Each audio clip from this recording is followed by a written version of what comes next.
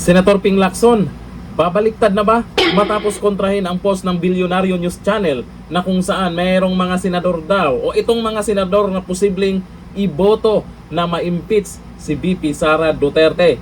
Ayon dito sa post ng Bilyonaryo News Channel, political strategies, Pangilinan, Hontiveros, Soto, Lacson likely to vote for VP Sara impeachment. Kinontra ni Ping Lacson yan. May post pa nga siya dyan sa X kung saan sinasabi niyang wrong.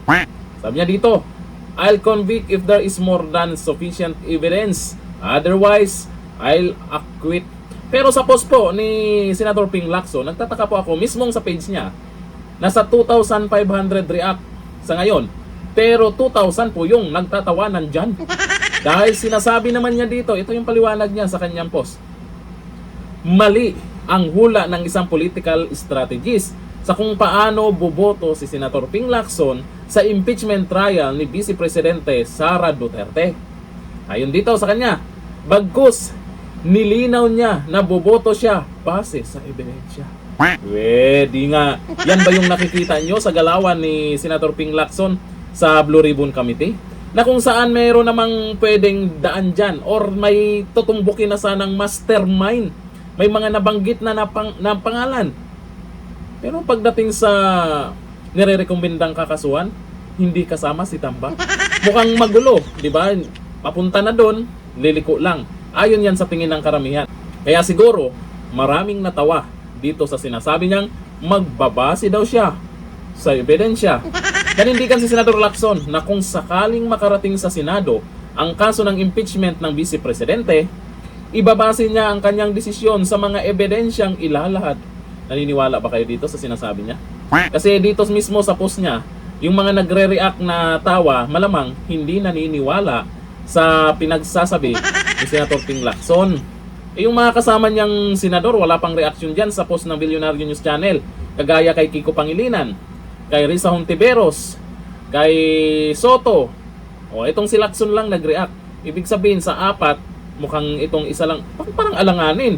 Kung ito lang yung sigurado na boboto para ma-impeach si VP Sara. Kaya ngayon pa lang, yung ibang mga senador, alam po natin na nag-isip-isip din yung mga yan. Magaling naman talaga itong si Senator Ping Lacson. Kaya din nanalo siguro ito, kasi ang sabi nila, nanalo daw dahil ganon, pakpak ganon. Dahilan sila dyan. Pero nanalo ito dahil malamang maraming bumilib sa kanya. Noon ako, bumilib din ako dito kay Senator Ping Lacson. Magaling ito pagdating sa investigasyon, lalo na sa korupsyon. Pero nitong huli lang, anyari sa kanya.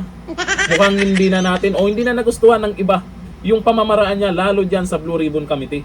Nung pinalitan niya si Senator Marcoleta. Ayun na, maganda na yung naumpisahan ni Senator Marcoleta. May mga nabanggit na malalaking pangalan. Pero biglang pinalitan. Si Ping Lacson, naisip natin, okay din naman sana to. Pero parang nag-iba yung galaw dyan. Biglang nahinto. Nahinto ng matagal. Tapos bumalik. Tapos ngayon, tahimik na naman. Hindi na natin alam kung saan patungo itong ginagawang investigasyon ni Ping Lacson sa Blue Ribbon Committee. Tapos may ilalabas na nire-rekomendang kakasuhan. Pero yung inaasahan ng karamihan na dapat kasuhan, wala doon sa listahan. Kaya dito sa pinagyayaw-yaw sa post niya, kaya maraming tawang-tawa dahil wala nang naniniwala sa kanya. Ito ang sabi ng mga nag-comment dyan mismo sa page ni Ping Lacson. Ang sabi ni Dennis Dolison, huwag magtiwala kay Lacson. Naku po, huwag daw magtiwala. Sabi ni Dometron, hindi dapat pagkatiwalaan ang senador na yan. Naku po. Sabi ni Patricio Fajardo, i-impeach talaga nila si Sara dahil alam nila lahat tagilid sila pag hindi na ma-impeach at manalo bilang presidente. Malamang kasi may mga senador dyan na di umano ay naisama ang pangalan na bigyan daw ng pera na galing sa kickbacks ng flood control. Yan ang binuking ng congressman na nabasa nila yung text messages daw ni Bersamin at ni Dunyor. May mga senador na nabanggit dyan, dapat imbestigahan. Pero ngayon, may balita ba tayo na imbestigahan nila sa Blue Ribbon Committee yung tungkol sa text messages? Malamang kasi ang pangalan na nabanggit doon, yung mga senador, tahimik ngayon. Hanggang dito na, thank you. Bye-bye.